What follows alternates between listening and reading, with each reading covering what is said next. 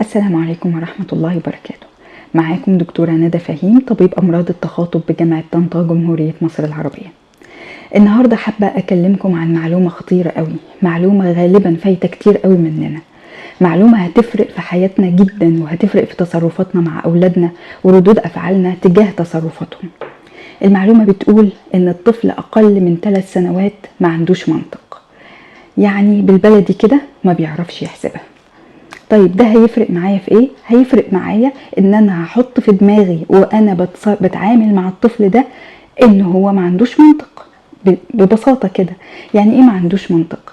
يعني بيعمل الحاجة ومش مدرك التبعات بتاعتها، او بيعمل الحاجة وهو مش رابط كل حاجة حواليها. يعني مثلا ممكن يحط لعبة كبيرة قوي في كيس صغير قوي وتلاقيه بيعيط ومنهار ومصمم انك تدخلي له اللعبة دي في الكيس ده. يا ابني حبيبي الكيس ده صغير، لازم نجيب كيس اكبر. مفيش فايدة، هو راسه الف سيف ان هو يعمل حاجة زي كده.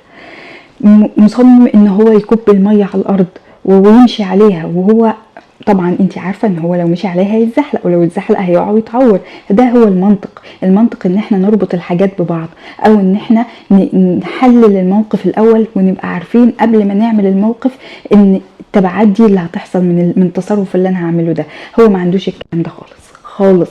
المنطق بيبتدي يتكون، يعني نقدر نقول بداية من 2 ل3 سنين واحنا طالعين، ونمو العقل عامة بيكتمل في نص العشرينات.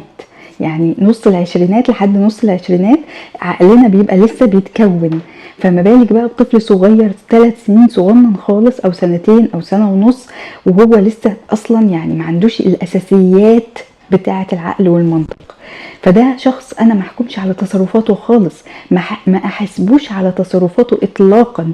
ما جيش اقول انا علمته ان ده غلط وبيعمله، لا ده هو بيعند معايا، ده هو بيتعمد يضايقني. ما عندوش الكلام ده خالص.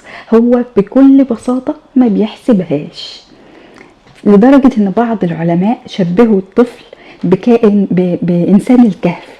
انسان الكهف اللي هو ما كانش بيحسب برضو الحاجات قوي، ما كانش بيحسب للخطر، لدرجة ان هو كان بيروح يصطاد الافيال. هو انسان بني ادم قد كده بيصطاد فيل اضعافه بادوات بدائية جدا، مش مدرك حجم الخطر ومش مدرك حجم القصة اللي هو حاطط نفسه فيها.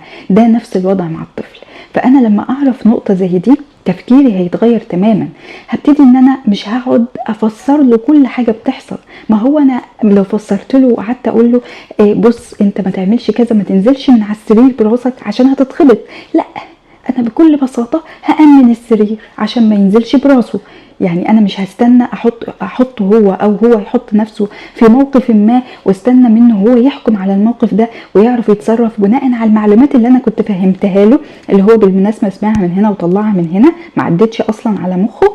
فانا مش هبقى مستنية منه ان هو يتصرف صح بعد كده عشان انا فهمته، لا، مش هبقى مستنية منه ان هو يحترمني ويحترم كلامي ويسمع كلامي عشان ما زعلش ويخاف على زعلي، لا، لان هو برضه لسه الحاجات دي كلها ما تكونتش في مخه.